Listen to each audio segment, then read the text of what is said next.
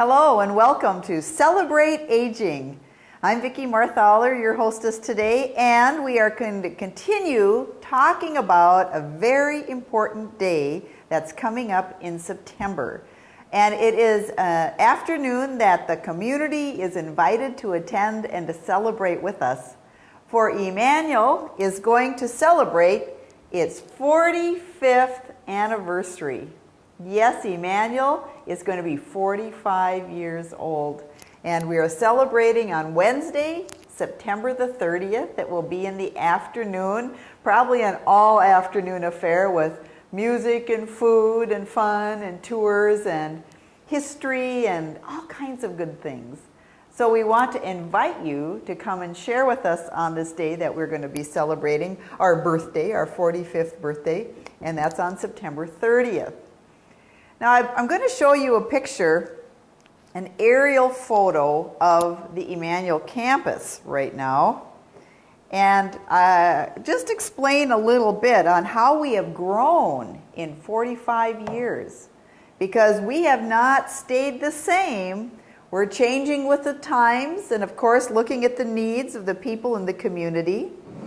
And when Emmanuel was first built in the 1960s, the first decision was that we could handle about 60 people, that there was a need in the community, for there was no nursing home until Emmanuel. We were the first one, that there was vision of people at Trinity Lutheran Church, of people in the JCs, the community, that knew that there needed to be something in this community.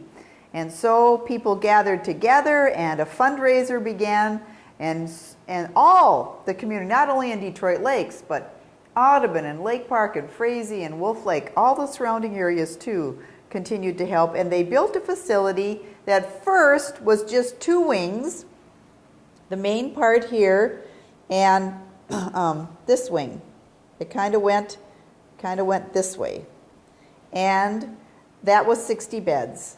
Well, it wasn't too long after that that they realized they needed at least 100 bed facility. So then it was this wing, and this one. They added on what we call birch wing now. So first there was maple and spruce, the west wing and the north wing, and then we added the east wing.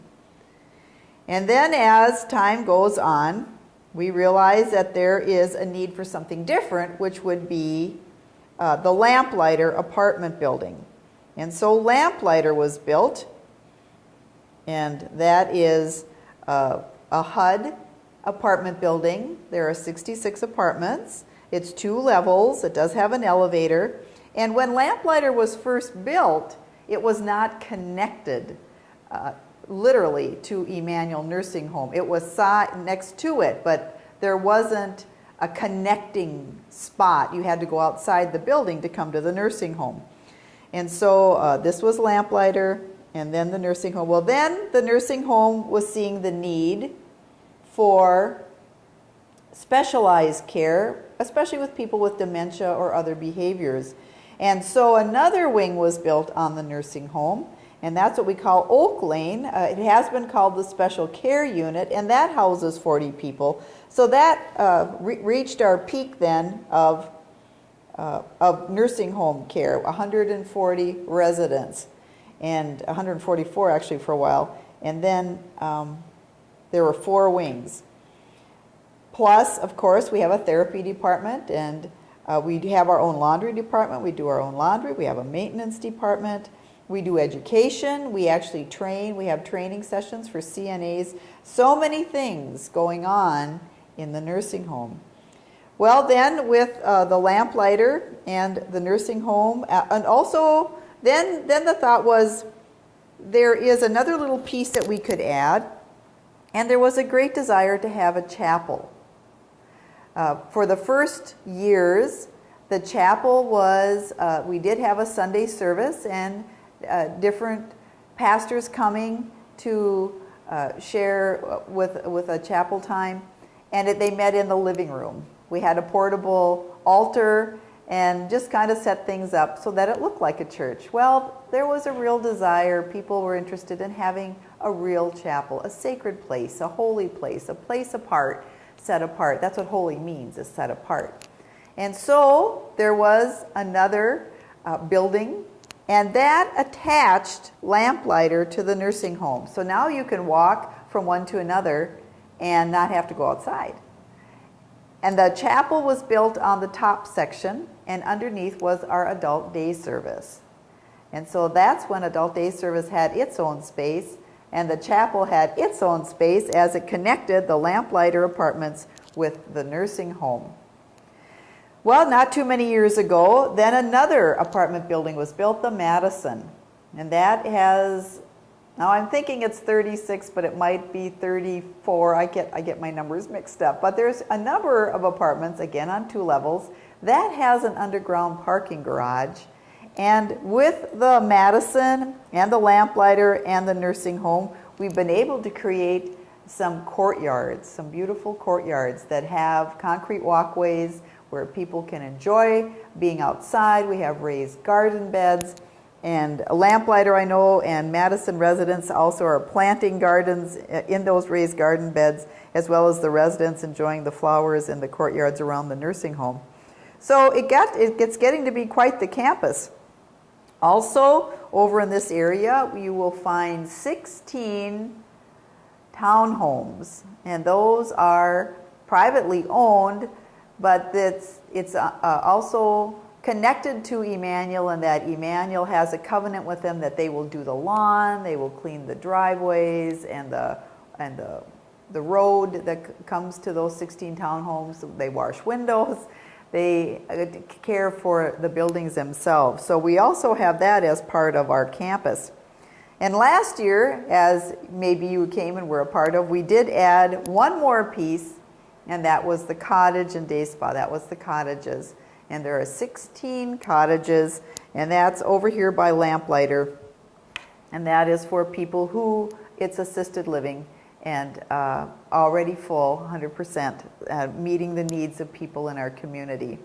So way back 45 years ago, when there was a group of people, concerned citizens in Detroit Lakes and in this lakes area, they started something very fine, and that was a place where people can come and live in safety, where they can have the assistance that they need, that they can live in dignity, and that they can have the help of people who are committed and compassionate to working with people who are struggling a little bit or needing a little extra care.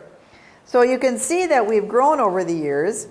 And the one thing that I know that is very constant at Emmanuel is our staff is remarkable. We have a remarkable staff. And as I was looking through the yearbook or the book that they put out on their 20th anniversary, there was a few comments from workers, and I just want to share with you some of their responses. And it has to do with as they care for residents, and this now will be in the nursing home itself. But there are some wonderful comments and memories as we want to gather your memories for our 45th anniversary. There's a Gladys Eslick that worked at the nursing home, and she said, one night we came into a room, and here was this big man on the floor with his bed rail up. Now, of course, we don't have bed rails anymore, but this is back then. We asked how he got on the floor, and he said he'd been dreaming. He'd caught a big fish, and it was getting away. So he jumped out of the boat to get in with his net, and he landed on the floor. That was a dream, wasn't it? He didn't get hurt, so we all had a good laugh. And another memory I'd like to share with you is from Jeanette Wozniak. She was a nurse here for a number of years, now retired, but this was hers. I remembered one incident I witnessed, and it was a woman in the bathroom, and she turned on her emergency light. The woman was blind and a very big lady, and she was hanging onto the bars yelling, "God, take me, God, take me." And I said, well, how can God take you when you won't let go? And that's when the humor diffused the situation, and there was great laughter.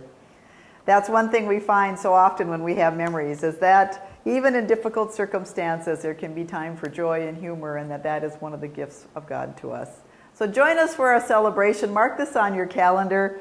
September 30th, the 45th anniversary of Emmanuel. Continue to have a good day and celebrate life.